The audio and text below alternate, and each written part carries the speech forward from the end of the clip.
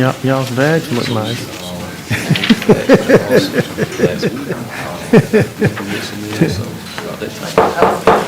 Good evening. I want to officially call the Halifax County Board of Commissioners meeting to order at this time. Thank all of you all for being here this evening on January 17th, 2023, day after one of the greatest Americans who lived, Dr. Martin Luther King celebration, which was on yesterday. And certainly many of us celebrated together on that yesterday, and I'm sure many of you all did as well. At this time, we're going to move through the agenda. The next item will be the invocation and Pledge of Allegiance. I'm going to call on Commissioner Sammy Webb to lead us in the invocation, after which we'll do the Pledge of Allegiance in unison. Those of you who wish to join us, please stand.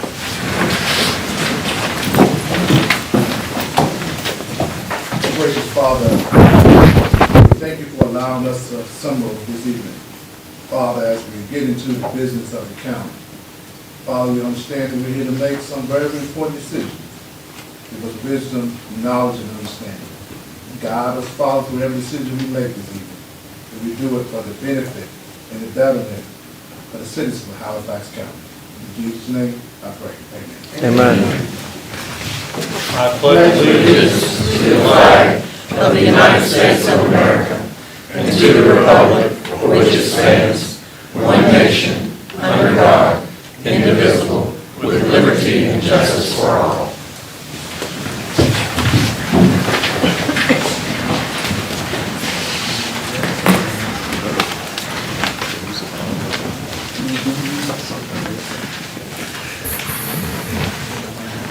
Next item is the adoption of the agenda. I do have one item that I would like to add to the agenda, if you will allow me, colleagues. I would like to put on there, instead of agenda item 1, under 1, I would like to put, this is a new number 1, 2022 year-end review for Halifax County 4-Hers. And we have Mr. Jerry Simmons and Ms. Beth Burchell here, and also members of the 4-Hers. We'd like to make that item 1. That would be the first thing after we do the conflict of interest statement. And then what you can do, just so you can follow along, number 2 would be agenda item, number 3 would be the public hearing, number 4 would be the agenda item, 5 would be the action, 6 would be agenda items, and so on and so forth. Okay? We're all together? Okay, with that being said, is there anything else? If not, I'll soon entertain a motion for approval with that change. So moved. Motion by Vice Chair Brewer, second by Commissioner Johnson. Any further discussion? All those in favor by the sign aye. Aye. All opposed, like sign. Okay. Next item is the conflict of interest statement. In accordance with the Halifax County Board of Commissioners Rules of Procedure and North Carolina General Statute Section 153A-44, it is the duty of every member present to vote on all matters coming before the board unless there's a conflict of interest as determined by the board or by law. Does any board member have a known conflict of interest with respect to matters coming before us today? Commissioner Smith. No conflict. I don't have any conflict. No conflict. No conflict. Commissioner Webb. No conflict. Commissioner Davis. No conflict. Madam Clerk, let the record so reflect that the 6 commissioners present do not have conflict with any matters coming before us today. Yes, sir. Okay, the first item on the agenda was the one that you allow me to add, is the 2022 year-end review by the 4-Hers, and also an invitation to us and the public to be with them on February the 9th. But I'm going to let Mr. Simmons and Ms. Burchell come up and explain all that. Mr. Jerry Edmonds, I'm sorry. I know Jerry Simmons, too, used to be in Weldon. Mr. Jerry Edmonds, will you please come forward? Saw your dad on yesterday, too. Did you? Yes, I did. He talked good about me? Oh, well, you know, he said you carrying his name and you still carrying it well, so it must be all right. That's good. That's good. Well, as you all can see coming up, well, first of all, it's a pleasure and an honor and a privilege to be able to work with you all and approach you all. Standing behind me and beside me is a small representation of what's grown to be a mighty group of young people, volunteers, and even, of course, support from our county office of Halifax County 4-H'ers that have done some amazing things in the past year. We have some big things that we're still planning for 2023. One of those things will be invite to our Achievement Night. It'll be on February 9th at 6:30 p.m. at the Ag Building. But Graham will come and talk more about that. But we did want to say thank you for the support that you all show us throughout the year and throughout the years. I got here in September 2018. A lot has happened since then, and one of the things that's been wonderful is that the county's support has not wavered. So we did want to come forward and say that we do appreciate that. And we'll, at this point, have Graham Zeiders come up and introduce himself. And we're very familiar with this young man. We spent some time at the North Carolina Association of County Commissioners. He spent some time with Ms. Brewer now there. Yes, sir. And, That's right. okay, Graham, we'll hear from you at this Yes, time. sir. So, good evening. For those of you that do not know me, my name is Graham Zeiders. I am 16, a junior in high school, and I am the current president of the 4-H Youth Council here in Halifax County. Last time I was here, like you said, Chairman, we were able to reflect on our experiences at the annual conference of the North Carolina Association of County Commissioners, as I was our county's youth delegate. Well, lately, these past few months, I, along with my fellow county officers, Keziah Vick, who's the vice president, and Tessa Darnell, reporter, historian, have been working very hard in preparation for our terms ending and being able to hand over our leadership over the county. In fact, commissioners, having the privilege to work with you all has heavily influenced how we want as a 4-H family to operate in our county. We have developed a new model of leadership for the county 4-H program, directly reflecting how you all as a board are structured and operate. We also believe this ensures equal representation for all of our 4-H'ers throughout the county. We are referring to this as the Board of Delegates, where one member from each club will be delegated to represent. With all this said, I would like to invite you, the commissioners, to 4-H Achievement Night 2023. This is a wonderful night where we, the youth, have the ability to reflect on all of our achievements and accomplishments from the past year. And this is also where the 2022 officers will step down and install this new Board of Delegates. So we hope to all see you there. Again, thank you so much for their support. Okay. Graham, one more time, tell us the date, time, location, please. It is February 9th Uh-huh. at the Ag Center, just down the road by the courthouse, and it is at 6:30. Okay, thank you. Yes, sir, and I have invitation. Okay, You're supposed to ask to approach. that's okay. Thank you, sir.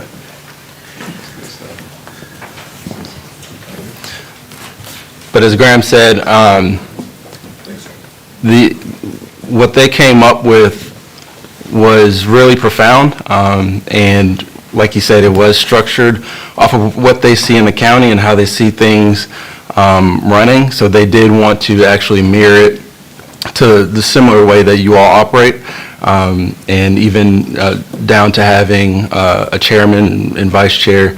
But like Graham said, a greater representation from the different clubs throughout the county to get a full scope of leadership from the youth voice side, coming to the county and then putting forward things that they want to see as well. So we want to hear their voices, see what they need in the county, and do the best that we can with the resources that we have and that you all help us to attain to make that happen. So thank you, Graham. Okay. At this time, Beth, did you have anything you want to say? I am thankful for this entire group. We've got volunteer back here. We've got an aunt that helps. 4-H is an all-encompassing, so without leadership from Jerry, that forms these thoughts and ideas in our youth. We wouldn't have these youth sitting here, so I'm just really appreciative of your support and for Jerry's hard work and everything that's happening at 4-H right now. Okay, thank you all so much for Thank you. coming. Thank you. Do you have any questions of us? No. Okay. Thank you. Sure, yep. All right, well, hang on. Name? Introduce yourself for us. My name is Elijah Thornton. I am a part of the talented team here in Hunter Rapids, North Carolina. Okay, I'm Tessa Darnell, and I'm part of Tough Riders and the reporter historian of Youth Council currently. My name's Colby Irby. I'm with the Tough Riders 4-H Club. My name is Cameron Bird with Clovers in the Clovers in the Neck 4-H Club. My name's Kaylee Casper, and I'm in the Huckleberry Swamp 4-H Club. My name's Wyatt Twisdale, and I'm in the Huckleberry Swamp 4-H Club. okay. Me. Oh, yeah. I'm Beth Wisdale, and I'm one of the co-leaders of Huckleberry Swamp 4-H Club. Very good. I know you, Beth. Yes, sir. Okay, good to see y'all. Anyone else here you want to introduce? Anyone back there in the back? All right, you have some volunteers. Anyone else? My name is Brandon Thornton, and I'm father of Elijah and Keziah Vick of the Talented Teens Club. And one thing about Brandon, he used to play on my soccer team. He was a good goalie. Yep. Well, I know his daughter, Keziah, went to 4-H Congress with her this summer. She's pretty darn competitive, so now I know where it came from. Yeah. Brandon was a real good goalie. Played goal in high school, too. Yeah. Okay, anyone else? Good question, Ms. Johnson. Glad that you saw that to recognize the youth. Look, thank you all so much for what you do. And I tell you something, Graham, I'm just glad that you, as well as some of your fellow colleagues there, can't run for county commissioner now, because Yet. I know that you would probably beat some of us out. So, I'll be retired by the time you get to this seat. But anyway, thank you all so much for all that you do. Let's give them a hand. Jared, thank you, and Beth, for all that you do as well. Appreciate you. Thank you all. Now, you all can sit around if you want to. It's totally up to you.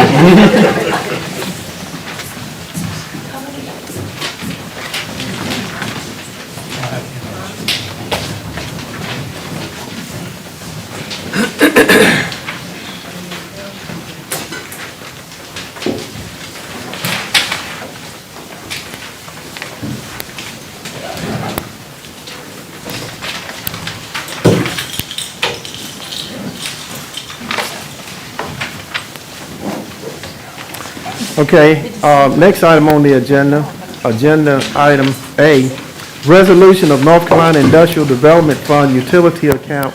We're here from our Halifax County Economic Development Director, Ms. Scott. Good evening, Commissioners. Good evening.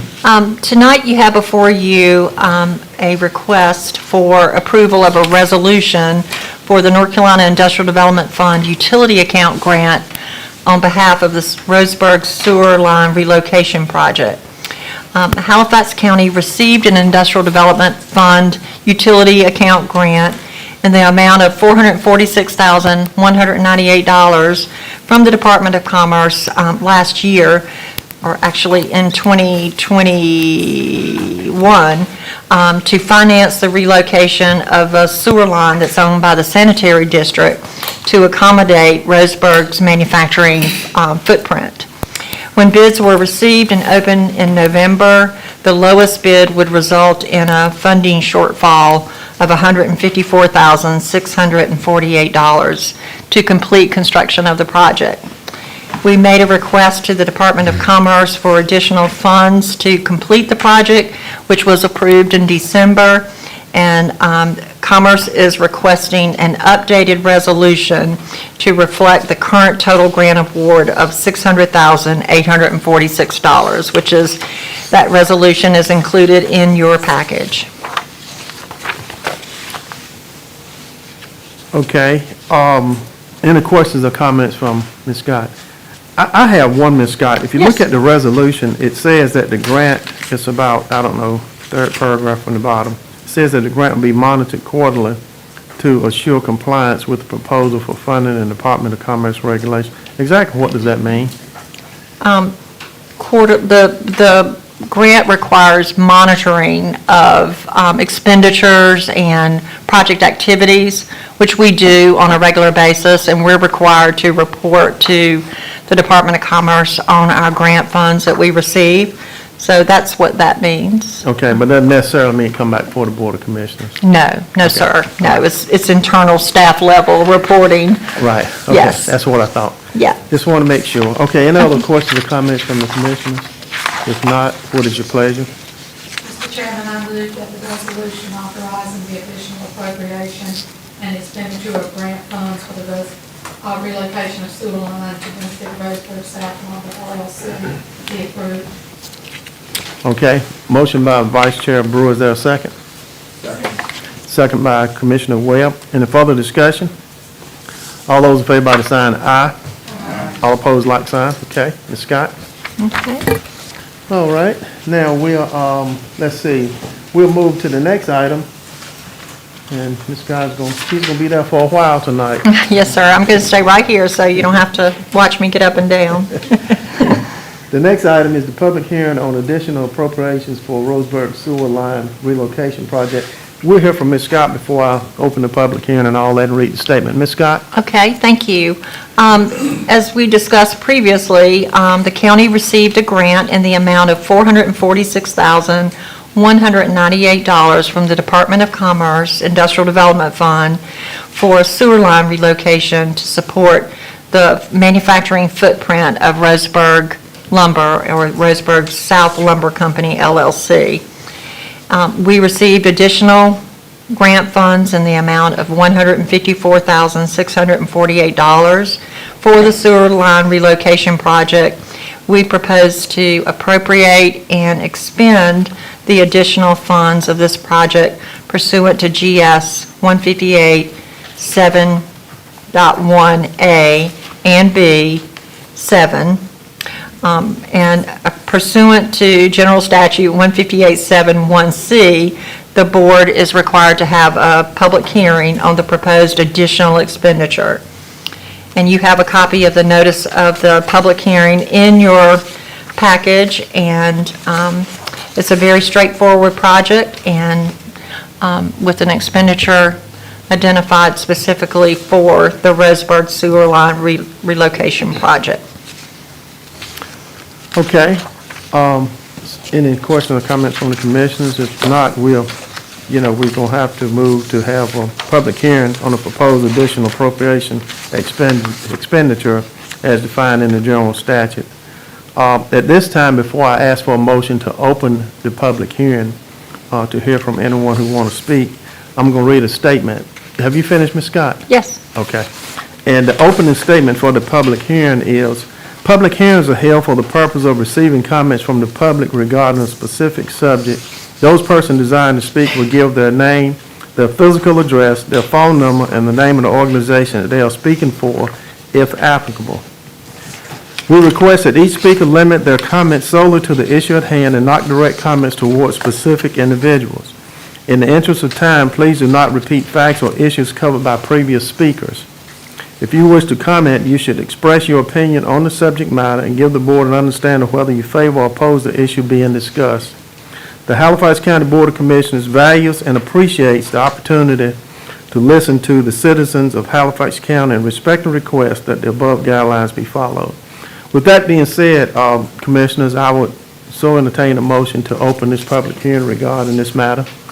So moved, Mr. Chairman. Okay. Okay, motion by Commissioner Johnson, second by Commissioner Davis. Any further discussion? All those in favor say aye. Aye. All opposed, like sign. Okay, now, Ms. Scott, you may step away from the podium just for a little bit, in case we do have someone who would like to come up and speak. Anyone who wishes to speak may come up and do so at this time and follow my instructions.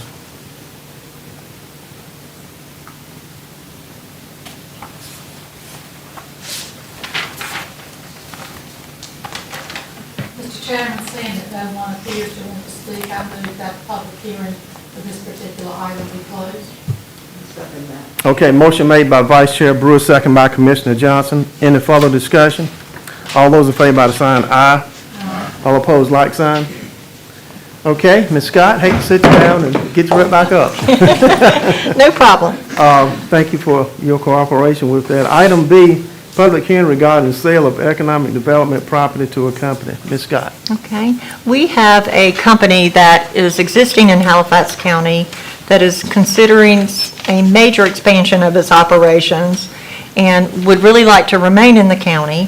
So with the authority that is granted by General Statute 158.71D and D2, the county does have the authority to convey property to a company for economic development purposes, and that would be subject to the conditions set forth in those statutes. We would like to, for the board to consider conveyance of this property, and I am happy to offer some information relative to the company for consideration during the public hearing. But the property is 10.49 acres of land that's located just off Industrial Drive in the Halifax Industrial Center. And you are required to conduct a public hearing. I would like to add some additional information about the project from the standpoint of the jobs and the investment that the project will create. The company proposes an investment of $2.5 million, the construction of a new facility, and the creation of 35 additional new jobs in addition to their existing jobs. So that information is offered as you consider this project after a public hearing. Ms. Scott, Yes, sir. very specific, tell us, you said the Industrial Drive, and of course, some of us know exactly where that is. But I am prepared for that question, Mr. Chairman. Wow. I would ask the same question. You know what, I'm going to find a question one day she's not going to answer.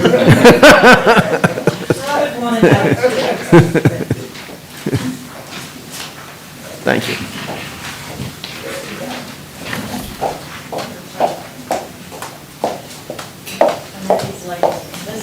Talk about it all the time, so they know what it is. But this is the Halifax Industrial Center.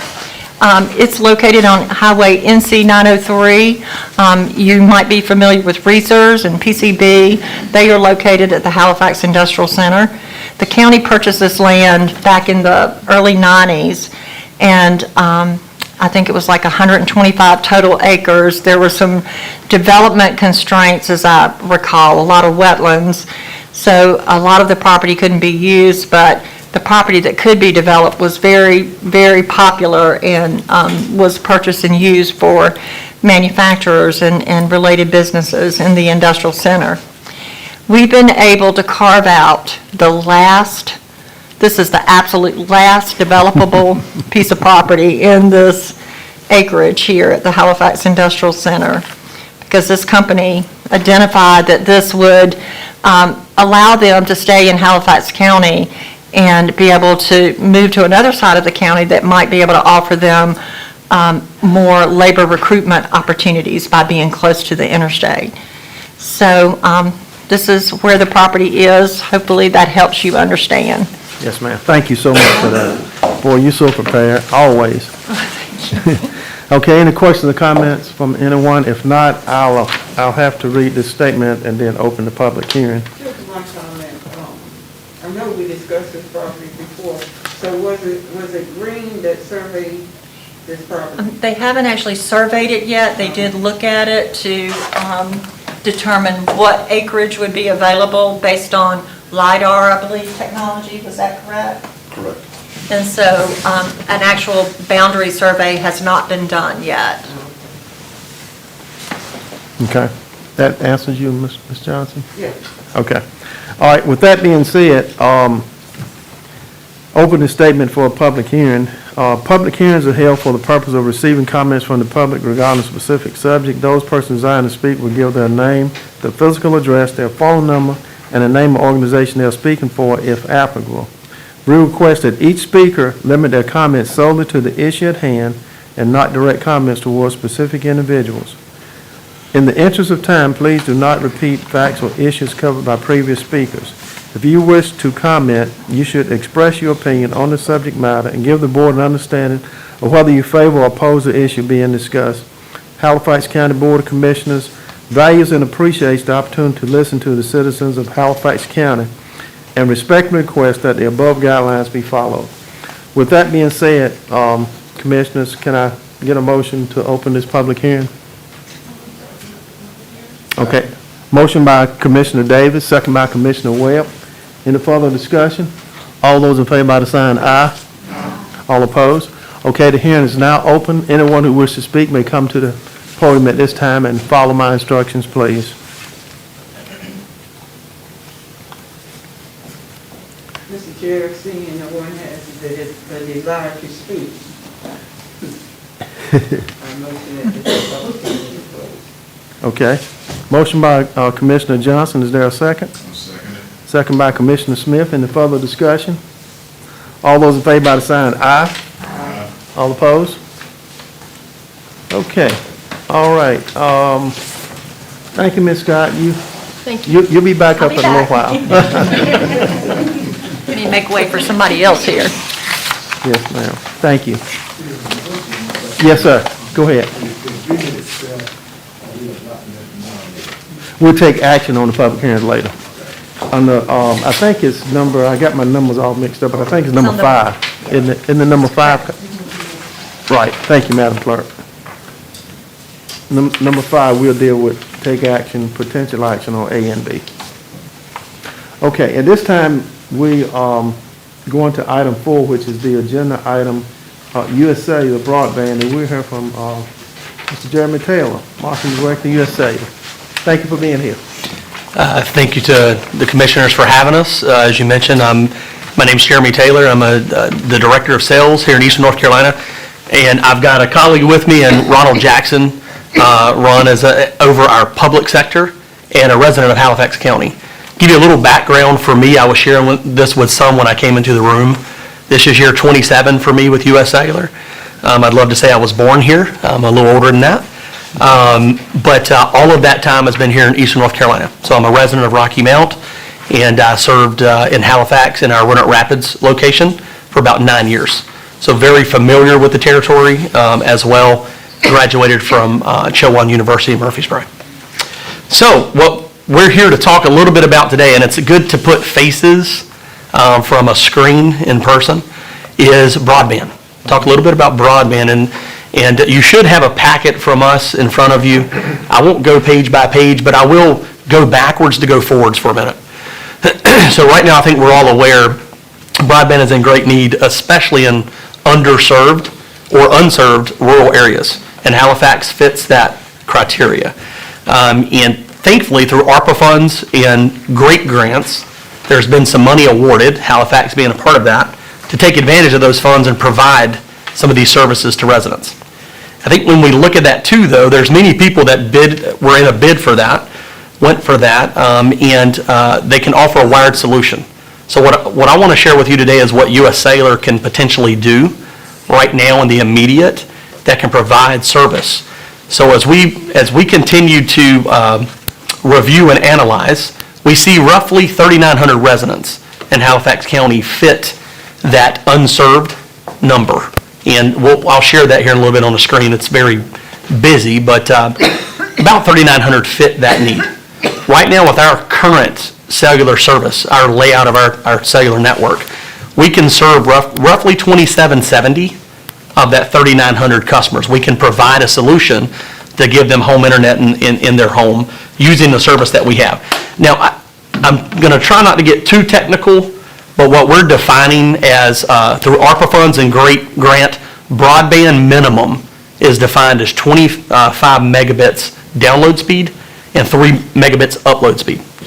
And so as we reviewed, we would like to entertain, if the county sees fit, to offer a 5G fixed wireless solution.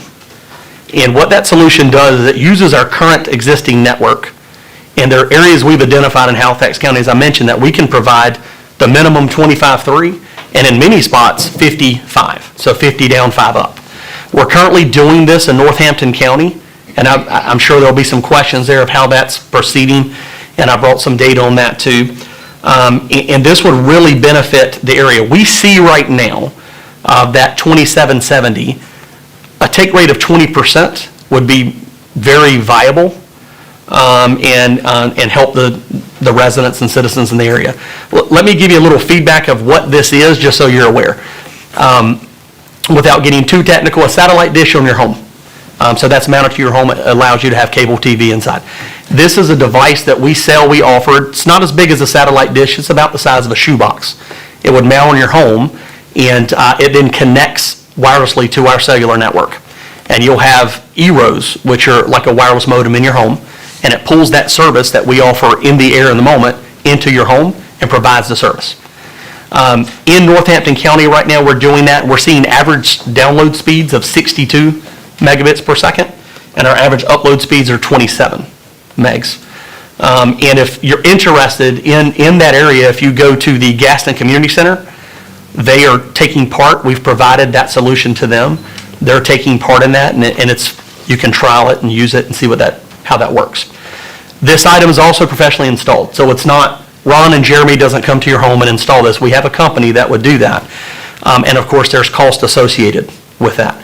So what we're presenting to Halifax, to be able to offer this solution to the citizens here in Halifax County that are underserved or unserved, what we've done in Northampton is a partial assistance from the county. And the way that we've done that, the equipment costs roughly $860 for the shoebox I was describing. What they're providing to us is $400 towards the equipment, and then they're paying for the professional installation of $185. So that's $585 per household that would take advantage here in Halifax County. If we just do estimates, and I'm not a math wizard, but if we do estimates, if it was a 20% take rate of the 2770 here in Halifax, that cost would be somewhere around $325,000. What we're doing currently with Northampton is quarterly. We're circling back with them quarterly and saying, here's the number of residents that signed up, that met the criteria that we've already activated, and then we're doing a reimbursement with Northampton County towards those costs I just mentioned. Let me talk about the plan for a minute, what it looks like as a resident. So right now, this plan is specifically designed for Halifax County as well as Northampton. So we initially offered this to Nash, Edgecombe, Wilson, Northampton, and Halifax, the upper coastal plains. You'd be looking $40 for the plan as a resident, and if you set up on auto pay, that takes $10 off, brings the price down to $30. If you qualify for ACP, so the Affordable Connectivity Program, which I will tell you in Halifax, in the upper coastal plains region, many residents qualify for that. That's an additional $30 credit. It could take the plan to free for a resident in Halifax, and we've actually done that in Northampton. So if a customer, they have to qualify through that, apply for that, we can help them set that up in our store.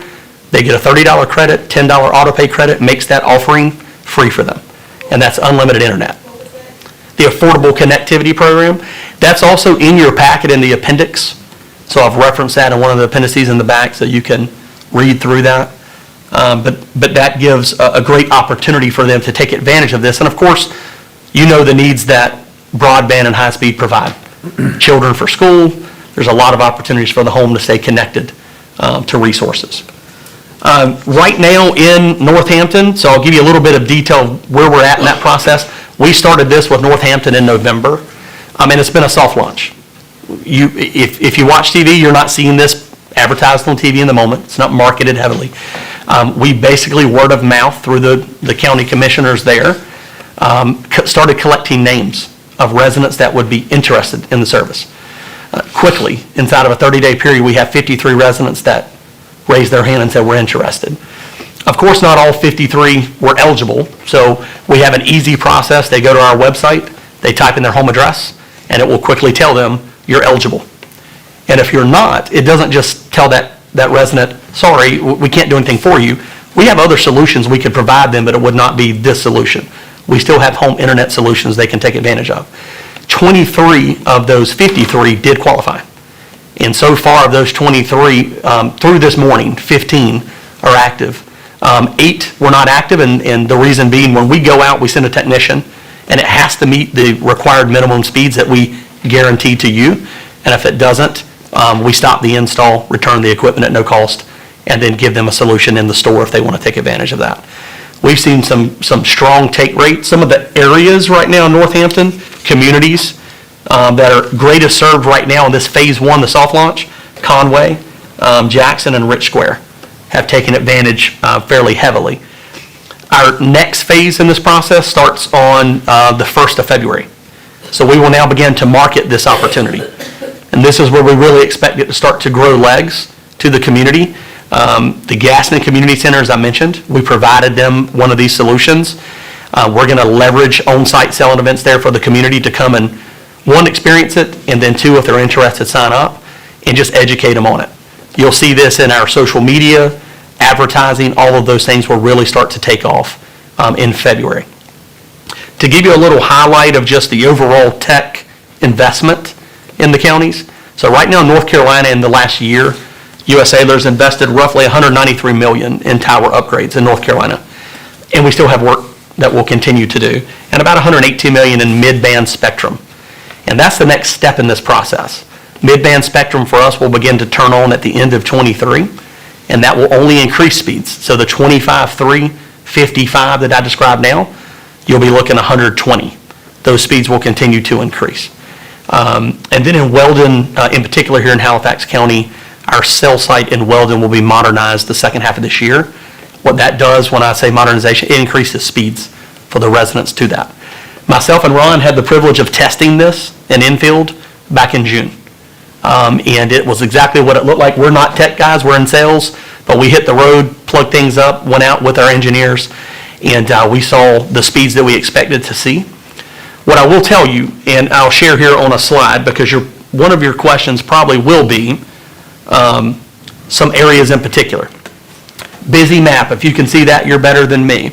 But what I'll tell you is the dark blue areas are where your residents would see 50 download and 5 upload. Those outer bands are green is the 25.3. As a disclaimer, what we found in Northampton County, that's about 90 to 95% accurate. And here's what changes that. We may go to install a device at a resident's home. Maybe they have a structure next to it or something that could create trees that could create an issue. We're, of course, not going to ask them to cut down all of their foliage to handle that. So I say that's 90, 95% of what we've run into. The 8 that we haven't installed, the speeds were still greater than some that were offered by CenturyLink, but it wasn't what we agreed upon with the county, so we moved to another solution.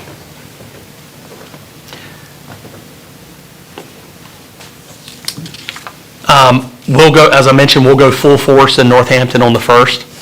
And what we're presenting here today is to follow suit with Northampton, and that is the partial assistance from the county, $400 towards the equipment, $185 towards the activation or the professional install. And then, of course, we manage our expertise to market it, position it to those underserved or unserved. Now, we'll give you something that we discussed with Northampton and left, of course, to their county commissioners, and that is you can also choose how you want to approach this if you choose to take it on. And what I mean by that is you may say, we want to limit this to underserved homes only. We want to cap it at a certain number of homes. You know, that's something that left to this team to decide, and then we, of course, would support however we can.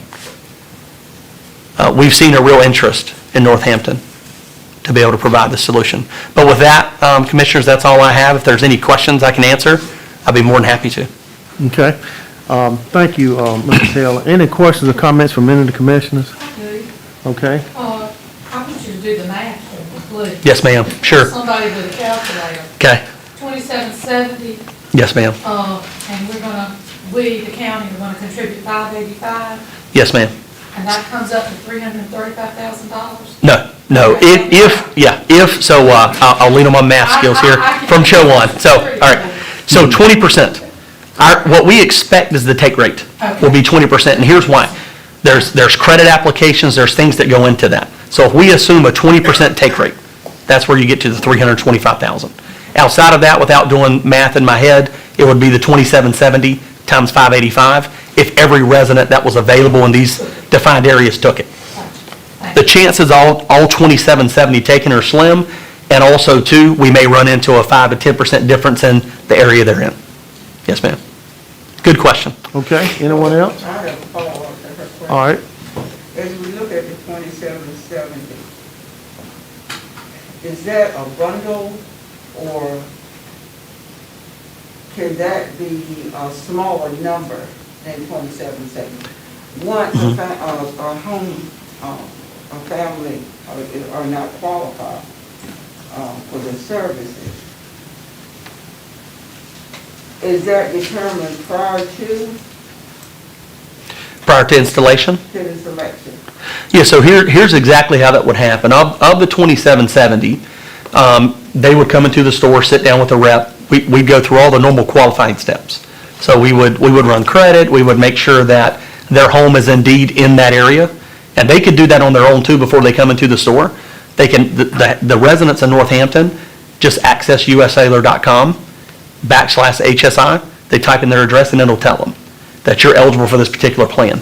So once they do that and come in, then what we do at that point is we go through everything with them. The equipment's mailed to their home, and in roughly 3 to 5 business days, an installation set up, they come out and install. And that individual that installs is a technician that will meet the client, walk through everything, and has to make sure it meets the speeds that we agree to with the county before they leave. You said that was an additional cost. That is a $185 install. But where you guys have the opportunity as county commissioners, that's what I was meaning by you could cap it. So say you don't want to fund the entire 2770. You may say, we're willing to invest in this up to X number of households, or we want to focus on this particular area. You could do that too.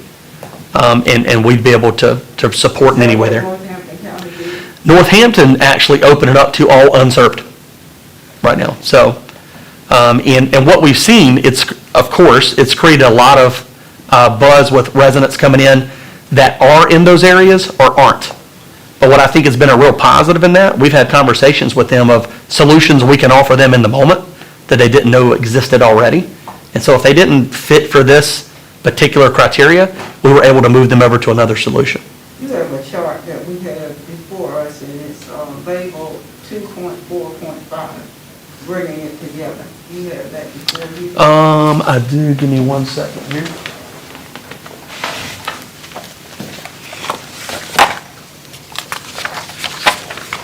All right. Kind of go over that with you. Sure. All right, so that is the breakdown of what I was providing and discussing earlier, and I know this chart can play with the numbers a bit. So the MRC, that's the monthly recurring charge. That's the $40 I was referencing for the plan. Finance CPE, basically in today's world, every wireless carrier, you pay for the phone and we finance it over a period of time. And what we would do here is we finance this over 36 months. So while that device costs $865, the county would cover $400 of that. The remaining is financed across 36 months with no interest charge to the customer. And so that's assuming what that would be for them. So that at the max, if they didn't qualify for auto pay, if they didn't qualify for ACP, it's $64 a month offering, which is still rather cheap compared to some of the fixed wireless they would encounter. Then below what you see there, ACP if eligible, that's the $30 I was referencing that would come off every month for the entirety. And there's no end date on that. You just continue to reapply at the end of 2 years.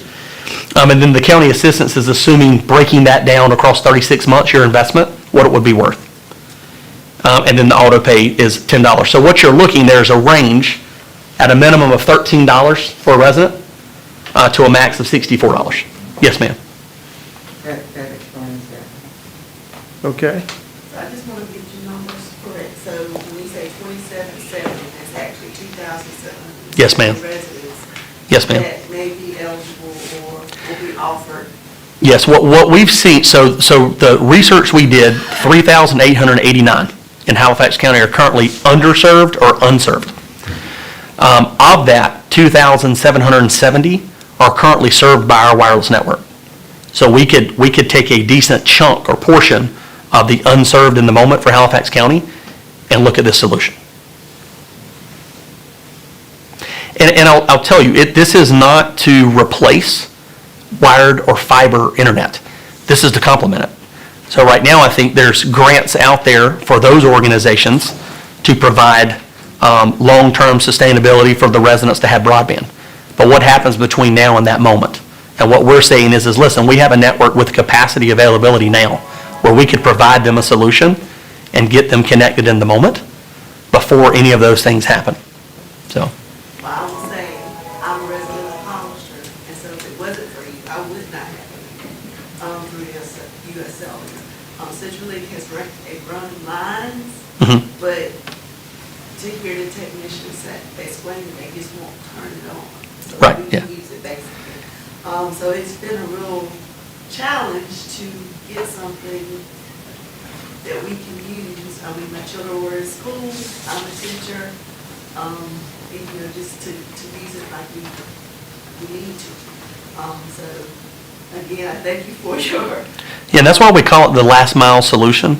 It's that last mile that may or may not be covered, that we don't have the same constraints that a fiber provider has because we utilize air to be able to provide those speeds and that connectivity. Let me ask you a question, another question. What is the obligation up front for the commissioners? If we determine we don't want to use the base number of 2,707? Yes, so. We determine, and this is hypothetical. Sure. Can we determine, say, we want to provide services for any number out of the sky, 1,050? At some point, if that increases, can we sign a contract to that purpose?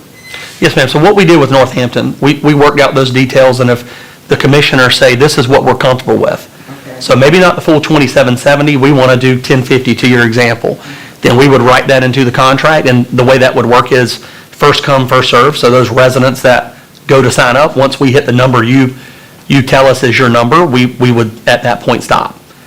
Or return back to you and say, here's what we've encountered. What, any additional steps you want to take? Do you want to provide another number, a different number, move that number north? But that's what we worked that into that contract with them, and that's why I wanted to share that with you, that, of course, as commissioners, that's totally up to you, what you see as fit. They did choose all underserved, and at the moment, as I mentioned, we're 60 days in, and we're, without marketing it, we're at 23 that have taken advantage, so, yes, ma'am. And we're sitting here, the fourth largest county in the state. So I can imagine that our numbers are going to be. Well, and that number I'm giving you is without marketing it, yeah. Yeah, it's going to. Once we turn on our marketing capability, we have an entire go-to-market plan that really puts a lot of weight behind it to start moving that message. And what I can tell you, we've been really excited in Northampton, just what word of mouth has done. And we have testimonies, we've got customers in areas there that we collected that information too, if you needed it, that have shared the difference it's made from, to your point, what they were getting from another carrier versus what they're now getting and what they can do with it. So we're following up right now with each and every one of them via our engineers to make sure the service continues to do what we told them it would do. Okay, good discussion. Anything else, Commissioner? I want to hear from our county manager.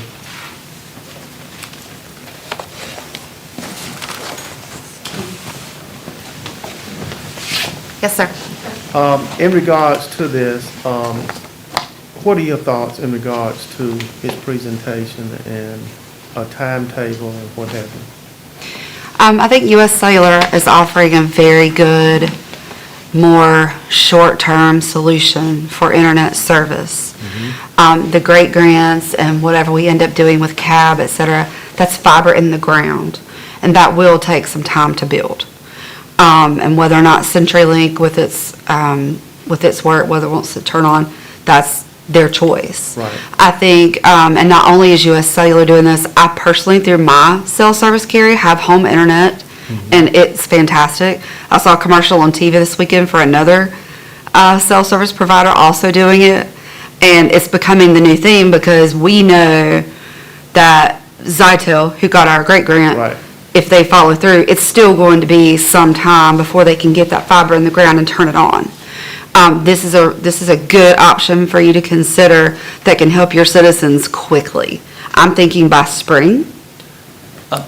Well, honestly, with the launch now in Northampton, it's go-to-market for us now. Okay, so We even would- faster. Once approved, it would be a date that you would choose, and we would be ready to No, get things moving. Another question, and I guess I should know the answer, but I really don't, that's why I'm asking it. If we decide to go with US Cellular, and of course, we're doing a lot of fiber projects, as you just mentioned, what will happen when those come to fruition? So this service is meant to be complementary while the fiber is being built. I don't know if you would have anything else to add to that. It's more as this is going to be a quick fix. Yes, I think you have, where I mentioned complementary before, I think you have two solutions right now that are both great solutions for residents. Uh-huh. So fiber is something that is long-term, it's in the ground. Right. Takes longer, so I saw Zytel was who you were working with. I think another option you have, as you mentioned with even other carriers, wireless right now, as we move into the 5G space, allows us to offer speeds that you would get from fiber through the air. Right. And so you have another option, but the biggest difference right now, regardless of what Halifax chooses to do in the future, I think right now, as residents are starving for broadband connection, this is something you as a county commissioner team can give the residents Right. as a viable option. Okay. And that's what at USA, that's what we're hoping to do. We're built on rural. Many people think about the large cities. We're built on rural. We want to make sure that someone in Hollister, North Carolina has the same option as somebody in New York City, New York, Yeah. to access resources. And so that's what this is all about. What the future may hold for that, I can't tell you. I would say that we're going to be very competitive with fiber even down the road. That's the reason for 5G. Yeah. But in the moment, it's very complementary. From a personal perspective, we have Verizon at our house, and we did the box for 5G LTE home internet, and it has been a game changer for us. Right. We can watch Amazon Prime, and it doesn't pause or buffer. We can stream. I can actually use my laptop at home for work with my CenturyLink. I'm at a standstill. And for my household, we may end up just staying with what we have now because it's working so well. Right. It's able to handle everything that we want to do. So I think it'll create a little competition for these other companies that may help with pricing down the road. You never know. Commissioner Davis? When you talk about going to market, will that change the cost? No. So the cost that I just shared with you is our locked-in cost. It won't change, it won't waver, it won't differ. The only thing that will make that different per resident is if the discounts they qualify for. So one resident may say, I like getting a paper bill, so I don't want to do paperless and auto pay. Well, that will cost that resident $10 more. If someone says, I don't know about ACP, or maybe they used ACP already on another option, then they wouldn't get the $30 discount. But the $40 offer is the $40 offer. So the ACP, is that based on income? It is. So in a nutshell, the ACP is based on assuming a 200%, you're 200% above the poverty level, or below the poverty level, excuse me. So, and also there's other things in there. If the schools, county schools are providing free lunch, that makes someone an eligible potential ACP, someone that can enroll in that. And then the criteria for that is renewed every 24 months. And that is something the federal government has put into play well into COVID. And they continue with that process. And it's great for us as a wireless carrier. So for instance, if I could do that as Verizon, and you get one use. You could do that with CenturyLink. You could do that with Suddenlink. Anyone who provides connectivity, you can use that $30 assistance one time. And then you can transfer that from company to company per household. And then it's reevaluated if your income changes or the criteria changes, then that would be altered. There is one other slide I would show you, just as I think it hits. I think it hits on some of what some of the question too of the future. I know it looks like a honeycomb, and there's your county. What this is showing you, the white area is no coverage or minimal coverage, and the darker the honeycomb becomes, that's the current coverage. And this coverage is all based on cellular service, not on fiber. And so as you can see, Halifax County's got a pretty healthy covering of cellular service, which kind of speaks to what both of you were mentioning earlier. What I'll call out is some of these white spots that you see, US Cellular also has 2 new cell sites identified for those areas. So it will only continue to increase in that coverage. And I think that's important, so that they do have connectivity. How many towers do you have, US Cellular have in Halifax County? That's a great question. I didn't come prepared to answer. What I'll tell you, in eastern North Carolina, it's well over 600. But that is the coverage that you see currently in this county from a cellular perspective through the air. And so we cover Halifax County. Are there areas? Absolutely. I would never stand here and tell you there aren't areas that still have opportunity. We've been covering this area I've been with the organization since '97 and been in this area since then. Ms. Scott, did I see your hand? No, I didn't raise my hand, but I do have a question. Okay, and then after you, Attorney Rollins, go ahead. You have 5G coverage in Scotland Neck area, correct? We do. And do you have a deployment rate for that? I mean, is it, what? Yeah, so right now, explaining 5G to everyone, when I say modernization, and you hear that in our business, that is pretty much taking that tower and allowing 5G to now work. It's increasing those speeds. Right. You may wonder as a customer sometimes, if I drive through Scotland Neck and at the Hardee's I'm 5G, and 2 minutes down the road I'm not, what just happened? And the way that works is, the air, so spectrum, is 5G capable, but every cell site has to be brought up to speed. So we're taking, if you see the building at the bottom of the cell site, we're basically taking all the equipment in that building and mounting it to the top of the cell site. That's how you increase speeds, you shorten distance. That takes a lot of work. We've been doing that since 2015.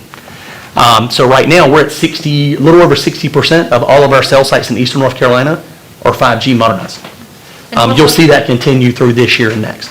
And one more question, in Northampton County, did, I guess, businesses, were affected by the deployment, correct? As far as this offering, right now, this offering's for not commercial use, but for residents. Now, what we have introduced, we have seen a need in Northampton County for small businesses. And so we're now circling back to understand what does the county want to do. We can easily make that happen in our system, but that's popped up, and it's more of your 4 to 5 employees, your smaller business says, yeah, we'd like to take advantage of this in our business. Now, there's some businesses that can't even take advantage of taking credit cards or debit cards because they have no broadband. And we offer some other solutions outside of this solution for businesses that are, we call it an internet generator, plugs in the wall, and it's internet failover. If your internet with CenturyLink goes out, it's like a generator for your power. 30 seconds later, your home would blink, your computer blinks, and then you're on US Cellular connection. And it fails over to that solution. So we do that currently, outside of this program. Thank you. Yes, ma'am. Attorney Rollins? Mr. Chairman, I just wanted to be clear. I think I've mentioned this before the last time we had this presentation, but I want to be sure the board doesn't forget that this is not for you a broadband program. This isn't a great grant. This isn't funding any kind of infrastructure. And your statutory authority to participate in this program is your authority to develop a community development program for low to moderate income individuals. So we'll work all that into developing. If you want to move forward, we'll work on those details. But then that raises a question for me, and I'll ask, suppose you have a household that doesn't qualify as a low to moderate income household. Are they going to still be able to sign up with you if they want to have, to do that, not subsidized in terms of this equipment, the $400 or the $585? So we'll make sure I understand the question. If they don't qualify. Let's say I live out in Hollister and I want internet. Are you going to sign me up if I'm willing to pay for it? We offer home internet regardless of this program now, currently. So any customer could do that. As far as identifying if that customer is in this program would be up to the commissioners on how you choose to go about it. If you choose to say, to the point you were asking earlier, do you only want that to be unserved residents? Do you want that to be underserved and unserved? Do you want to cap a number? That's where that becomes an issue. I'm not following, because let's assume I'm unserved and all that's there. Okay. I'm just not low to moderate income. Gotcha. So again, on that end, we won't dictate their income level. We don't do that at US Cellular. What will dictate that is if that is an area that identified that the cell site can provide the coverage that we put into our parameters. So what I showed you earlier on the previous screen, if you're in Hollister, let's say Ron and you were in Hollister, Ron qualifies where he lives. You may be 6 blocks down the road, the cell site does not serve that or is not identified to meet that, then that area would not qualify. And the way we manage that in Northampton, the customer will go in and type in their address, and it'll tell them instantly if they are or aren't. And that's how we make sure we stay within the criteria. Hold on a second. Hold on a second. Okay, sorry. Attorney Webb and then Vice Chair Brewer. If I make $100,000. Sure. I live in Hollister, I'm in the underserved area. Gotcha. Can I qualify for this program? Yes.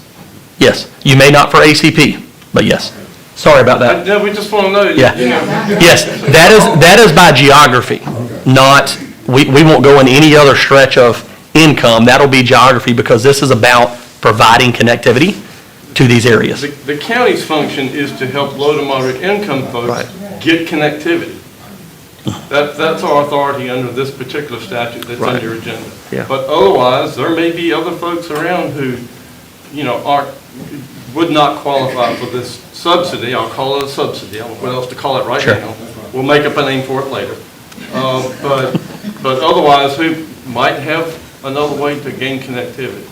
Ms. Pruitt, you have something? That was my question. I thought I knew where Glenn was going, and to me, it's just, we don't qualify over here, but I'm willing to pay for it. That was how I understood your question. That was my question. Can I get it? And we're limited to what we can do because of the criteria we have to meet to be able to sign on to this for the low to moderate. Commissioners, this is real important. Did you have something, Ms. Wells? I did, just a quick comment. I had talked with Tom Catani, who works with Jeremy, and while Northampton has elected not to restrict access based on income, Right. Halifax County can tailor this program however it chooses. If we wanted to run it, let's just say, for lack of a better thought, run it through DSS. And some of the same residents who would qualify, say, for the utility subsidy or, the other kind of funds may qualify for this program. If that's where our focus wants to be, is for only the low to moderate income residents, then we can choose to do that. It's just that US Cellular is not going to vet our residents for us. Right. We'll follow, thank you for that. We'll follow the criteria you set on that end. Now, thank you for the question. Based on that, Commissioners, we've been talking about this for about 35 minutes, and, certainly, at your pleasure, you can vote on it tonight, or we can, and I was asking Ms. Denton, and I know that we can move forward tonight if we choose to, but do you all think it's best if we kind of digest this and come back and talk about it again, and then make a decision, or what is your pleasure? I'm just kind of throwing it out there. I'm personally okay with the explanations and looking at the statute. I know, we know what we can and can't do. I'm not going to let you do something you can't I know do. you're not. Oh, no. We've had that conversation. That's not going to happen. So I'm fine with moving ahead if everyone else is. I'm fine with waiting if you all want to defer it. Commissioners, how do y'all feel? I'm fine with moving ahead as long as we can make sure that we put the language in on low to moderate income. Okay. We can streamline. All right. Mr. Smith? All right, well, let's put it in, Mr. Johnson, you all right? All right, let's put it into a motion. Someone, please. And Attorney Ross, make sure we If you get want, that motion if right. someone would like to make a motion to direct staff to move ahead with formulating the contract and a program for this community development program to bring broadband to, under what's been proposed, I'm getting tongue-tied now. Just a simple motion to move forward. We'll come back to you with the final program in any event for you to approve. Do you want to attach an amount to it? Would like an amount that you want us to, Up to a certain dollar amount. Ms. Denton, you all, what's the amount? For example, this, and I'm just throwing it out there. He had indicated out of the 2770, a take rate of 20%.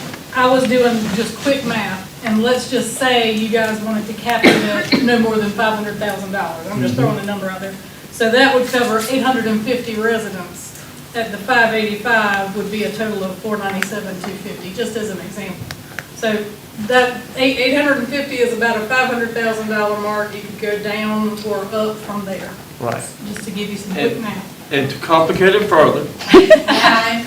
This is where we're, But go ahead. to complicate it further, you'll probably want to consider doing a grant projects ordinance amendment on your ARPA funding to move some of that broadband money into this community development program. And we bring that to you for that amendment at the same time we bring back the contract and so forth. So our thinking as a staff is that this could be funded with ARPA funds, still under the, help me with the income. Low to moderate. Low to moderate. No, under ARPA, when you're, when you, You talking about your broadband set aside? No, I'm not following you, I'm never sorry. mind. Anyhow, don't worry about it. I know what I'm talking about.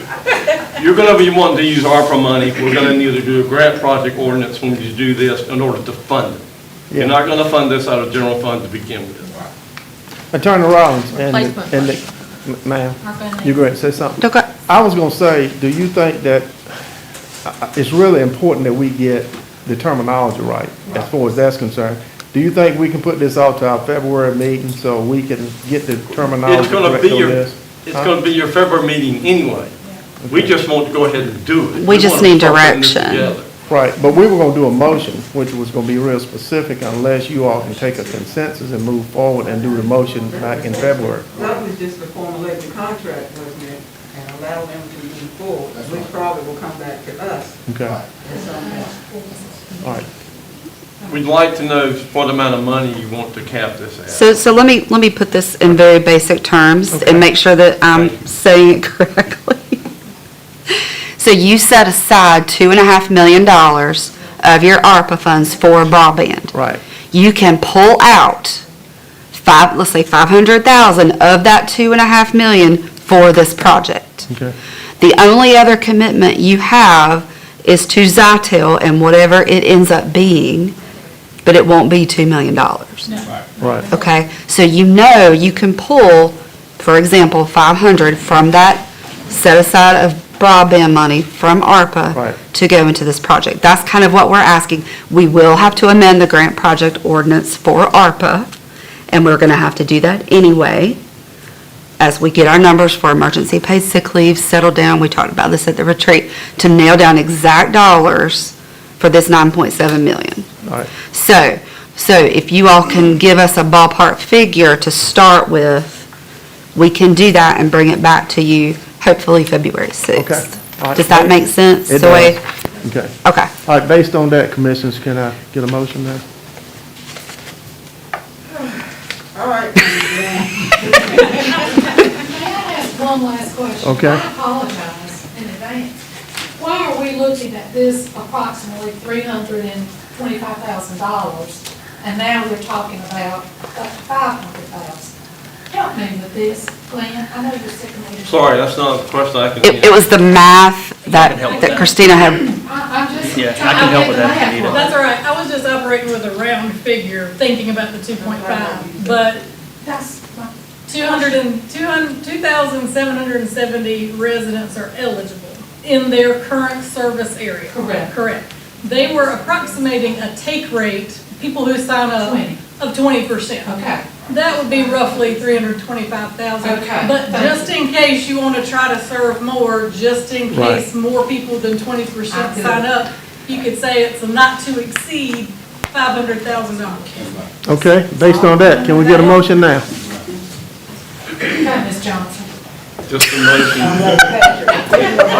to proceed with formulating the contract and with a grant project ordinance to perhaps appropriate $500,000 toward this community development project.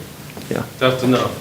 We know Okay. what to do. All right. We'll come back to you with the details. All right, which one of the commissioners making that motion? Okay. I think it should be you, Ms. Johnson. This has been your baby. I mean, I think this goes to you. I make a motion that we give the League 15 the task of formulating a contract to also include in that a grant project ordinance and to appropriate not more than $500,000 for the project. Very good. Motion by Commissioner Johnson, is there a second? Second. Second by Vice Chair Brewer. Any further questions? Commissioner Wales. Make sure you include the name of the U.S. Cellular. Now, that's a turnaround, we probably need to include that. Nobody else has come, but we'll. Yeah. Yeah. Good point, though. We Yes. imply a lot Yes, of sir. things in your motion. Oh, yeah. That was a good point. And I'm just so appreciative. Okay, are you okay with that, Ms.? Okay. All right, very good. Now, Commissioner Smith, we all together here? Yes, sir. Hey, I am too. Okay, with that being said, all in favor say aye. Aye. All opposed, like sign. Thank you all so much. I want to say thank you. I'll thank them for you. It's not my item, but thank you. We're excited about it. Okay, with that being said, we're going to move to the action items. Which are the next items? Additional appropriation for Roseburg Sewer Line Relocation Project. Ms. Scott? Hello again. We're on the action for the public hearings now, and would like to request the Board of Commissioners' approval of the additional appropriation for the Roseburg Sewer Line Relocation Project. And you have a resolution in your package that covers the additional appropriation and increasing the total grant amount for this project, and would ask for your approval. Okay, all right, any questions or comments? If not, I'll soon entertain the motion for approval. I move to consider adoption for the attached resolution authorizing additional appropriation and expenditures of grant funds for the relocation of the sewer line to benefit Roseburg. Motion by Commissioner Davis, is there a second? Second by Commissioner Smith. Any further discussion? All those in favor by the sign aye. Aye. All opposed, like sign. Okay, Ms. Scott, we're still on you. Yes, sir. And we have another item. This is action on a public hearing that we held for the proposed sale of economic development property to a company. We discussed the parameters of this and the fact that we are looking at conveyance of the property to a company for economic development purposes with the conditions that we'll set forth in the economic development agreement that is in your package as well. You have a resolution which outlines the proposed project.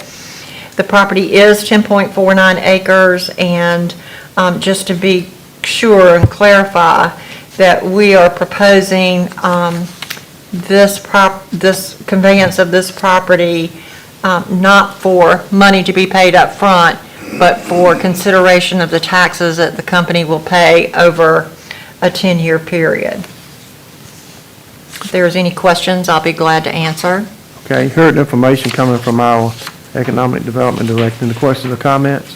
Could I add to that, just for Yes, sir. the record?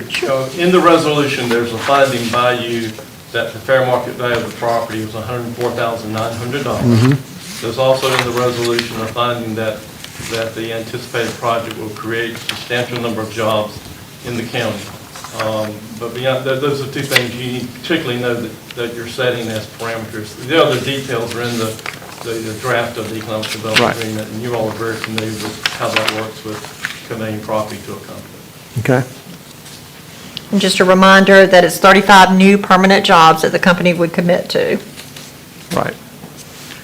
Okay, any questions or comments? If not, I'll soon entertain a motion. Move the resolution authorizing conveyance of real property pursuant to GS 156 -71D and D2 be approved as presented. Okay, motion by Vice Chair Brewer, second by Commissioner Webb. Any further discussion? All those in favor by the sign aye. All opposed? Okay, moving right along. Y'all want to take a break, or y'all all right? Yes, sir. In the economic development agreement, Uh-huh. line 4, it says that North Carolina should be a North Carolina company being referred to. Probably. Yes. Thank you, Commissioner Webb. Spell check couldn't catch that one.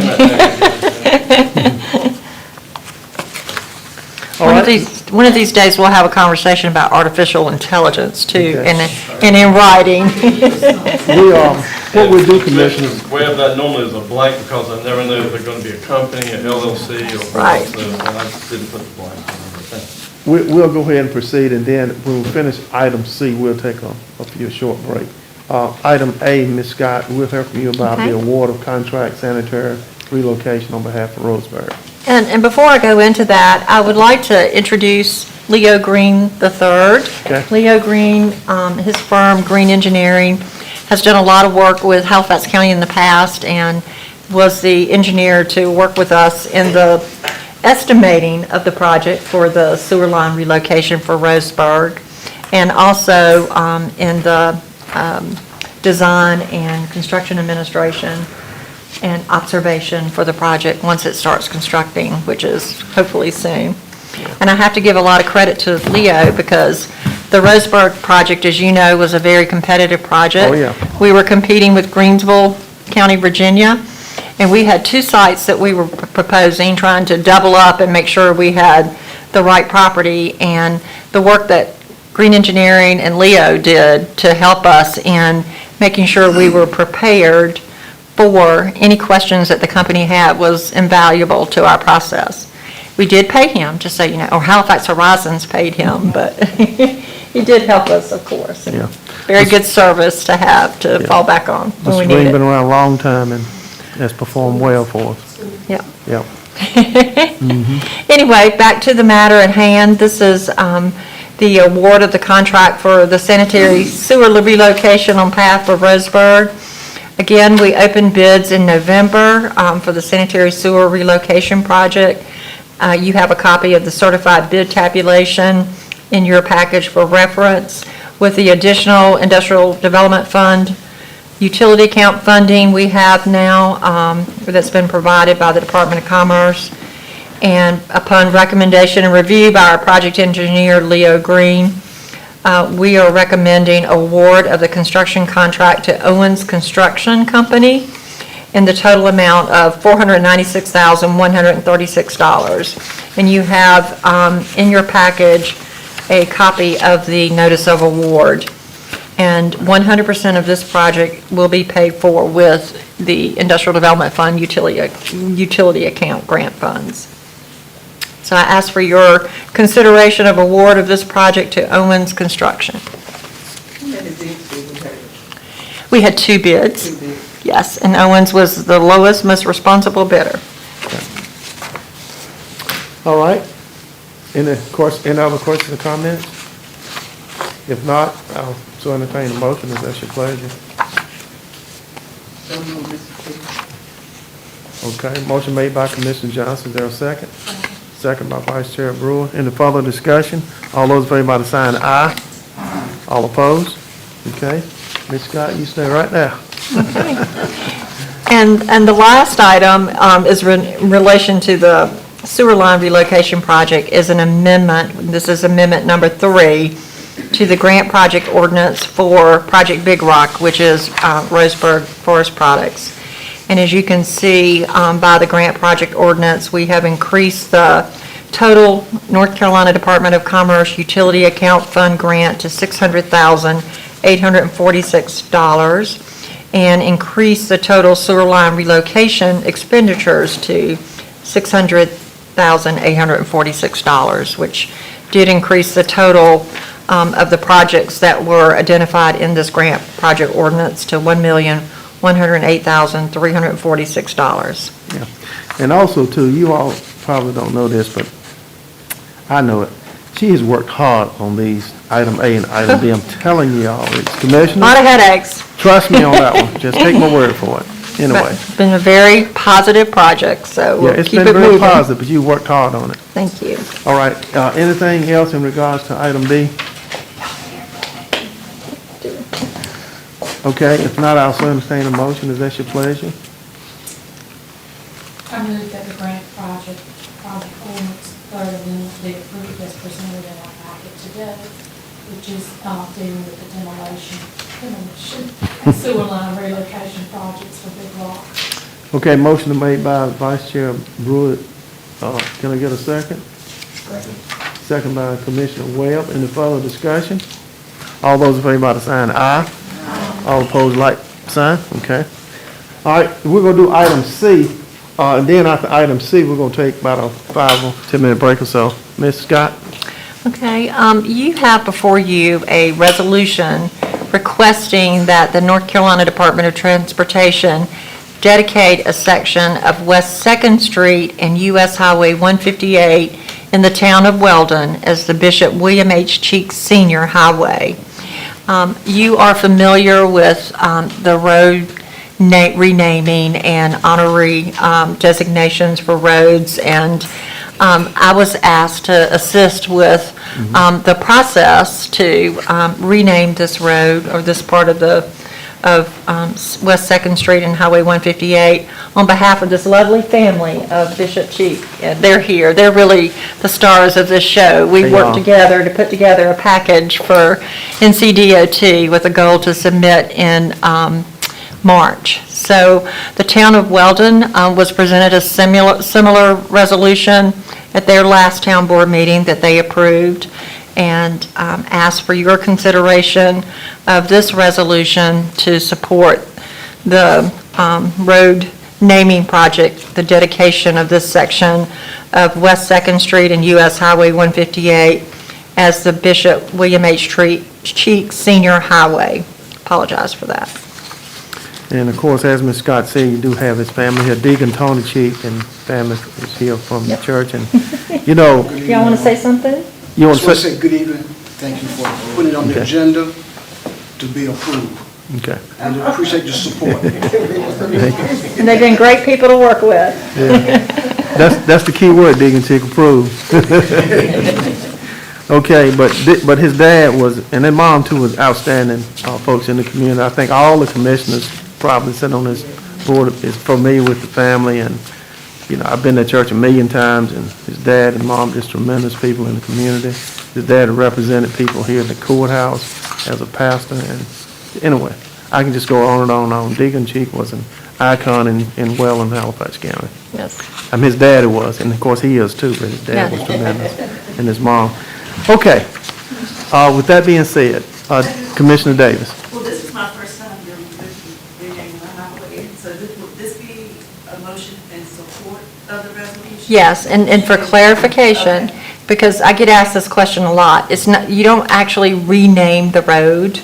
It will still remain Julian Alsbrook Highway, US Highway 158, and West 2nd Street, but it will be dedicated to Bishop Cheek, and there will be signs depicting that dedication. You see those along the highway, so that, hopefully that helps further clarify that for you. And also, Commissioner Davis. And that's a really good question. Yeah, it's a good question, but it's a process to that. Yes. And it's more than just, well, it's a little bit deeper than what you said, There's but. she kinda applications and character Yeah. references and things of that nature that you have to do. Plus, there's a cost of about $2,000 that the family has to Right. pay to So, it's, have that done, so.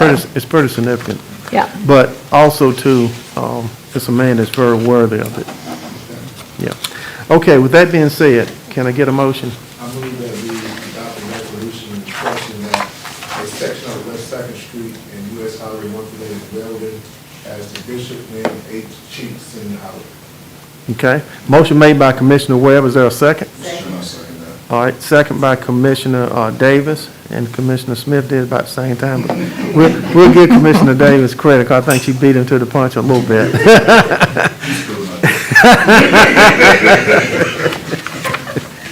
That is your district, isn't it? Okay, any further discussion? I can just go on and on, but I'm not, because we're going to take a break here, but thank y'all for being here tonight, Chief family. All right, all those in favor say aye. Aye. All opposed? Okay, let's be back at 7 o'clock. Thank you all. Good job. Third time now. I think we probably just need to get together one more time.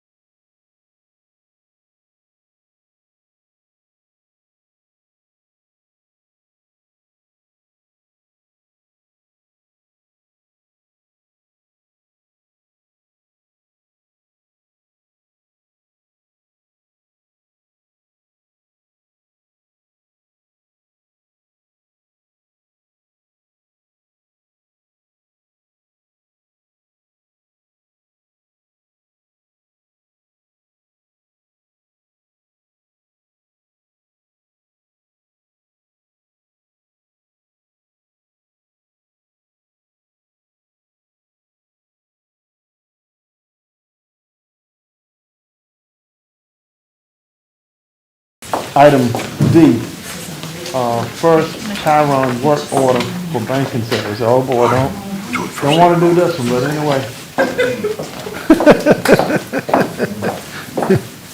I'm giving Kathy a break. Thank you. Yeah. All right, good evening. Okay. I come before you tonight to request a transfer from contingency to professional services to cover the expense of entering into a contract with First Tryon to do a request for banking services. Like I said, you know, Truist is closing our local branch March 28th. And so it's one of those times. I just finished a class when I went to the winter conference, and one of the sessions they did was banking services. Make sure that you're getting the most for your dollar's worth. And so there was this massive spreadsheet with you have to check this, and then we come home and find this out. So it's one of those like, well, I guess that was foresight. That was to help us out with this decision here.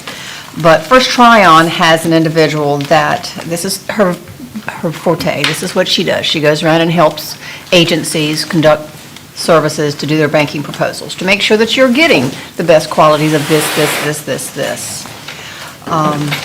They had said that I was kind of dismayed, but anyhow, not to exceed $20,000. And I really believe we can do it for a lot less than that, but they said to be on the safe side, they would project to use the $20,000 as a not-to-exceed dollar amount in our work order, because we already have an existing contract with First Tryon, and this would be work order number 6. So that's my request of you this evening, to transfer the money out of contingency, which has $125,000 in it, and move $20,000 to professional services. Ms. Duncan, have we received a final, Ms. Duncan, Ms. Denton, have we received a final notice saying that it's going to happen or not? Y'all know I was going to ask that question, so. And that's perfectly fine. We thought we would end up tag teaming on this matter. Okay. I had a conversation with Keith Warren, is that his name? Yeah, Keith Warren. It's Friday afternoon. He is our local regional representative for Truist. And we had a good conversation. But I did ask him pretty directly, is there any chance you won't close this branch? And he just couldn't answer the question. I think it goes above him. I don't think he has a lot of say in it. I do know that he and another gentleman are coming to see me on February 7th. They really want to keep the county's business. But my reply to him was, if you close that building, we're going to do an RFP. So, and sharpen your pencil. And if you turn out to give us the best deal, then we'll stay with you. But that's a big deal. Yeah, that's a huge deal, really is. And thank you for doing that, Ms. Denton. That's a bargaining chip. Yeah. It is, exactly. I was like, you either keep that bank open or we're doing the RFP. Yeah. And you know, in the county and one or two citizens around here, as we all know, got a lot of money in that bank. And I very much appreciate the Daily Herald running the story. I think that got their attention. Yeah. And they did not like it, which is totally fine with us. By the way, since we have Richard Holm at the Daily Herald here, I'm glad you said that. Thank you very much. Thank you for coming to our meeting. Richard, thank you so much for running that story. And we appreciate it live very streaming, much. so everybody in the world gonna hear me when I say that. But thank you for running that story. Appreciate it. I said, if we have to Yep. drive 24-mile round trip, we're going to make sure that we're going to get the best service with what we're having to lay out. We're having to Right. commute into Roanoke Rapids, whether it's Southern, First Citizens, PNC, or BB, or Truist. Yeah, Whoever offers us the best deal. yeah, right. And I understand what you're doing too, Ms. Duncan. You know, I mean, you got to have a plan in place, you know, in case whatever happens. But anyway, I hope this plan hope we don't have to use it. Because the conversion will be intense. It'll be Right. intense. Just the transition alone would take 6 months? 6 months easily. Yeah. If we had to transition from Can you all Truist to just- another. can you all just name our agencies? I know it's too many, you will leave some out, but can you just name the agencies that go over there, to make deposit, register these, and the list just goes on and on and on? It's utilities and tax and planning, health, us. Yeah. Sheriff's office. Sheriff's office, because when we have all the execution Right. accounts, canteen accounts, and all of Jail this. DSS? DSS goes Right. to, because they have a lot of the Yeah. payee Health accounts. Department? Health. Okay. So let's just, and I know we're leaving a lot of them out, but list just goes on. Yeah. Very much so. Okay, thank you all so No, much. thank you. Appreciate it. Mr. Chairman? Yes, ma'am. I move that we approve work order number 6. Okay. Presented to us tonight about taking services. All right, motion made by Vice Chair Brewer, is there a second? Second by Commissioner Davis. Any further discussion? All those in favor by the sign aye. All opposed? Oh, wait a minute, hold. All in favor? Aye. All opposed? Thank y'all. Mary, thank you for being proactive with this, too. Thank Thank you you. so much, Like I appreciate said. you. Well, it's like I said, I told him as soon as they came up, I said, I'm sorry, we just can't justify, we're not married to them, so it's one of those, Right. we're just going to get the best deal. Yeah. All right, thank you. But it don't sound like the game is over, Ms. Denton. Not completely, anyway. Okay, We won't go down without a fight, right. so we'll see. Grant project ordinance, court services building project. Ms. Denton? Yes, sir. Thank you. Good evening again to all of you. As you know, we received $450,000 from the state of North Carolina in their budget last year. We now have the funds in our hands, which is fantastic. And we need to approve this grant project ordinance. We will have to amend when we identify and secure more funding for this project. But this will cover the first part of our design phase. And I'll move to that in the next piece when I ask you to approve the Mosley contract. But this is to approve a grant project ordinance for this particular, the renovation and upfit of the third floor at the court services building. And real quickly, namely, it's first floor, second floor, third floor? or- It will be to renovate the first and second floors and to completely upfit the third floor for usage. Right now, it's an attic space. And we'll be moving staff and offices around state and county offices to give them some more room. Okay. Mr. Chair, Yes, ma'am. in order, asking for approval. Okay. Ms. Denton, you finished, right? Yes, sir. Okay. Commissioner Johnson, you are in order. Move for approval for the grant project ordinance for the court service building project. Okay, motion made by Commissioner Johnson, is there a second? Second. Second by Commissioner Smith. Any further discussion? All those in favor by the sign aye. All opposed? And, a big shout out to, she said that the money did come from the state, but big shout out to Representative Michael Ray and Senator Toby Fitch for all their hard work with that. And of course, we no longer have Senator Toby Fitch, and we're going to miss him. I have met with the new senator, Senator Bobby Hannock, and he seems to be very receptive about helping us, with this endeavor as well. That's I've mentioned it- wonderful. I've mentioned the courthouse to him very specific, and he said he's willing to help us, so let's kind of see what happens with that. It's an exciting project. Yeah, it is. Okay, Ms. Denton, is Ms. Denton your next deal, right? I am. Okay. The next item is, we did an RFQ, which is a request for qualifications to secure an architect to help us do the design and upfit our 1999 plans for this building. And I asked you all to give staff permission to negotiate a contract with Mosley Architects, which you approved. So now I'm bringing back the actual agreement for your consideration and hopefully approval. This contract will actually cover the entire project, but we only have $450,000 right now. So we have, if you'll look at Article 11, I had it here somewhere. Article 11, which I believe was page 23, you can see the first three items under schematic design phase, design development phase, and then 50% of the construction documents phase.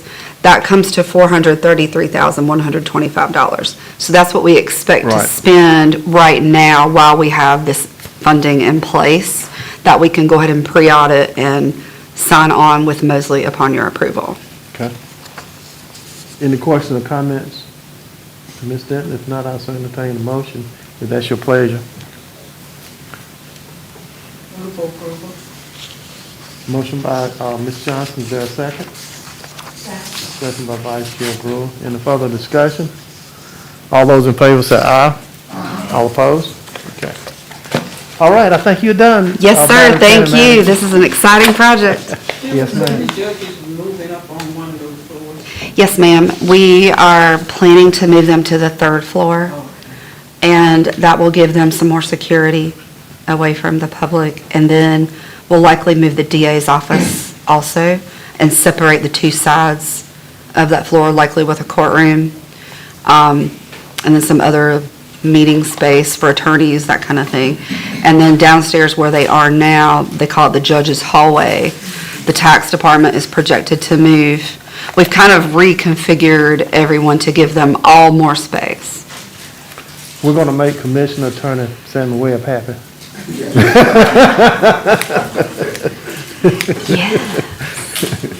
For my information, because we talked about the security for the judges for, is there a entrance for them that they don't, how does that happen on Thursday? They have their own entrance now. I'm not familiar with it because I don't use it, but they do have. I've seen it when we went, Mhm. but I was wondering when they go to third elevator. We'll have to install another elevator shaft. And so we would configure the building to where they can be secure as they go in and go up. I'm not sure I understand. Sorry, Siri, excuse me. And it's on silent. It's all right. It's okay.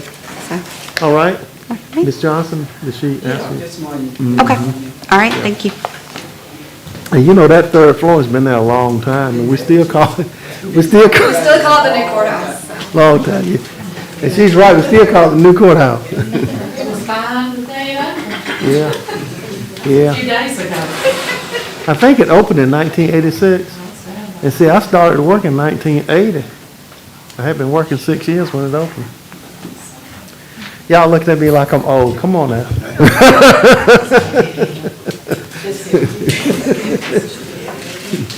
Okay, the next item is item G, lease of property to Harris Family LLC. Attorney Rollins? Thank you, Mr. Chairman. Back in your first meeting in December, you authorized staff to go ahead and run a notice about leasing two tracts of property for a farm lease that we have already had in place for the past 6 years with Harris Family Farms LLC. Their last lease expired at the end of this past year. We ran the notice. That's required, a 30-day notice that's required. I mentioned to you that we negotiated with them to continue to pay the same rent they've been paying on the other tracts, which is actually, in talking with folks at Ag Extension, better than what the market is doing now. So the notice has run. Before you is a resolution authorizing the lease of property for more than 1 year. Both the corporate park tract out on Highway 561 and the Culpeper tract, which is the property out on off of Trestle Road near Highway 301, again to Harris Family Farms. Just to remind you that it's $135 per acre on the corporate park property and $130 per acre on the Culpeper property. We have leases ready to be signed, just need your approval on this resolution. Okay. You've heard the information coming from our attorney. Any questions or comments? I just have one comment. Okay. Commissioner Davis? On one of the leases, that Tony Brown's name is still. We're fixing that. Okay. Do you want a job in our office too? Okay. I just got that pointed out to me at 5 o'clock today. Hey, you know what? One thing about that, Commissioner Davis, that really proves you and Commissioner Webb really read that proves it. I was off the hook for a while. Tony Brown's hard to get rid of. He's another But icon. we've already made that correction on the paperwork. Thank you Yeah. for catching it. Yep, thank you so much for that. Okay, with that being said, can I get a motion? I move the resolution authorizing the lease of property for more than 1 year. Farm leases for the corporate park and Culpeper be approved as presented tonight, please. Okay, there's a motion by Vice Chair Brewer. Is there a second? second by Commissioner Davis. Any further discussion? All those in favor saying aye. All opposed? Okay, thank you, Attorney Robert. Thank you, sir. Appreciate you staying on top of those leases and stuff. Thank you. I have a lot of help. I know you do. Sitting over that corner. Yes, sir. Okay, next item, under other business, and you all may have some other business, I'm not sure, but there's a resolution to honor Lizzie Ella Richardson Burgess, Halifax County Cemeterian. And this was at the request of Commissioner Davis, which is very appropriate and very worthy. And it was on Channel 11, I believe, on TV one night, and it was, I thought that they covered it very well. And Commissioner Davis, thank you so much for recognizing that. And to the other commissioners, when you find someone turning 100 like that, you know, we need to recognize our citizens. And, you know, I had a person from Northampton County, you know, was approaching that mark, and, you know, anyway, I just told them they need to contact their commissioners over there to get recognized. But thank you for that. Told Sunday that she will be 101 on this day about it. Right. How about that? Ms. Johnson, can you pursue that and find out a little bit more information, get with the clerk? Yeah, and you know, and just, all you gotta do is get his clerk a little bit of information, you know exactly what to do with it. And we know. She's mighty gifted, and we're mighty lucky to have her. Okay. And just for your information, because we were so fond of Thomas Hector, his wife turned 98. Wow, how about that? See, that was another road, Miss Scott, that was named up there in Hollister. They have their sign up. Yep, got the sign up. Yep. He was contributed a lot to this community. Will you tell her we say happy birthday, and we need to do something for her in a little while.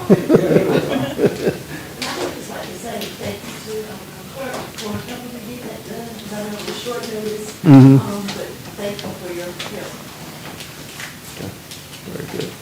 All right, anything else on the other business? If not, we'll move to. Oh, I'm sorry. That's right. You're right. Okay, can I get a motion to approve that resolution? Thank you, Ms. Brewer. So moved. All right. Motion by Commissioner Johnson, second by Commissioner Webb. Any further discussion? All those in favor by the sign of aye. All opposed? Okay. All right. Now, anything else on the other business? I had one thing I had, it was sort of lengthy, but what I'm going to do is probably present it at our next commissioners meeting. I did meet with Trillium and found out that Mr. Baker has retired.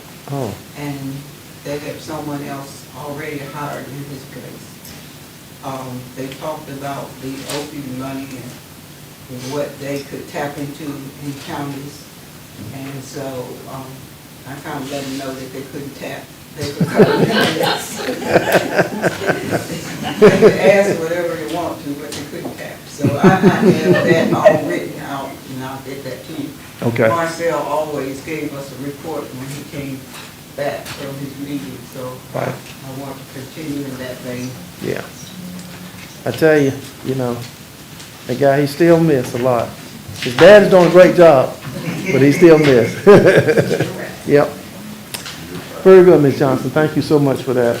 And also, too, the county manager, clerk, and myself are still working, you know, with the boards and committees and commissions that the commissioner set on. We'll be giving you that information very shortly as well. Excuse me for jumping in, but I think they had a problem with DSS meeting recently because they didn't have quorum. Yeah, we're gonna solve that problem though. Yeah, and you're right, they did, a couple of times, but we're gonna solve that problem. Commissioner Davis? I was able to attend the North Carolina Commissioners, newly elected commissioners meeting on Thursday and Friday, and really enjoyed it, and I just want to say, two things. I want to recognize our staff, because I heard things like, you should be meeting about your budget, you should have had a retreat, making sure you're doing that. I believe this, we've already done that. So thank you, staff, for implementing best practices as we work together to lead through Halifax County. And secondly, an idea came to me as I was attending, so it might be a little bit, being new, I would love the opportunity to tour some of our businesses, county offices. Absolutely. Projects that we have going on, because, coming from the house or community, I may not know where things are exactly. And we talked about new businesses coming into the area, old businesses, and just would like to meet with them, just to see what they have to offer and how we can help. And pre-COVID, we used to do that, we used to get a van and just go visit this one, but we kind of stopped doing that. We need to just do it again. Yeah, we could do that for Yeah. both new commissioners, to work on county facilities, and then certainly through economic development with some of our industry. Yeah, we did, that was really fun to go around. Yeah, and one or two commissioners do sit on the Economic Development Commission board. And, whether you sit on or not, I'm sure Ms. Scott will welcome any commissioner. I've already anytime. invited, yes. And you can learn so much by going to those meetings. And she can tell you, before I first became a commissioner, I used to visit the meetings, and quite frequently to get acclimated with a lot of things. But anyway, thank you for bringing that up. And I was talking to you the other night about some one-on-one things, and it was a funny conversation that we were having, and you did reflect back to those classes. Okay, anything else on the other business? Do we have to go into closed session for anything? I don't have anything for closed session tonight. Okay, Ms. Scott? No, sir. All right. No, sir. Wow. 3 for 3. Okay, all right. With that being said, now, let me just say this. Congressman Davis will be here on Friday at the Health Department at 9 o'clock. And I know several of the commissioners will be there. And of course, all the commissioners can be there if you want to. You don't have to. But he's going to be talking about Medicaid expansion. And so 9 o'clock at the Health Department, I think in the boardroom, I believe, Ms. Denton? I believe so. Okay. And at 1:30, they changed the time on me today about the hospital. It was 1 o'clock, but now it's 1:30. And I'm not sure the location for the hospital where that meeting is going to be. I did talk with his district director, Ms. Mack, and she said it'd be at 1:30, but she wasn't sure exactly where the location would be. If I find out, I will certainly let you know, but if you don't hear from me, I would just say, go by Jason Harrell's office, and they can certainly direct you in the right place. But anyway, as soon as I find out, I will certainly let you know. We're certainly proud of Kim. Yes, ma'am. That's awesome. Yeah, it is. Yeah. And I'm also proud of Congressman Davis, too. I think he's going to be a good congressman and a good representative for a long time, because he's a young man, for our area. And, oh, what you talking about? You're exactly right. Yep, G.K. Butterfield. Yep, and G.K. Butterfield loved Halifax County, and I think that Congressman Davis I think he loves it too. Other than his own home county, I think Halifax will be number 2. So, with that being said, anything else? Take breakfast and lunch, can I go get dinner? 2 minutes. Yes, ma'am, you may. Yeah, I'm gonna give it, thank you, Madam Clerk. I'm gonna show you a trick here in a second. Can I get a motion to adjourn? Motion by Vice Chair Brewer, second by Commissioner Johnson. Any further discussion? All those in favor say aye. Aye. All opposed, like sign. And the meeting on Friday is not an official meeting, when you come at 9 and 1:30. But be back on February the 6th at 9:30 a.m. See you then. Sounds like a long way away, but it's 2 weeks from now. Yeah, it's right around the corner.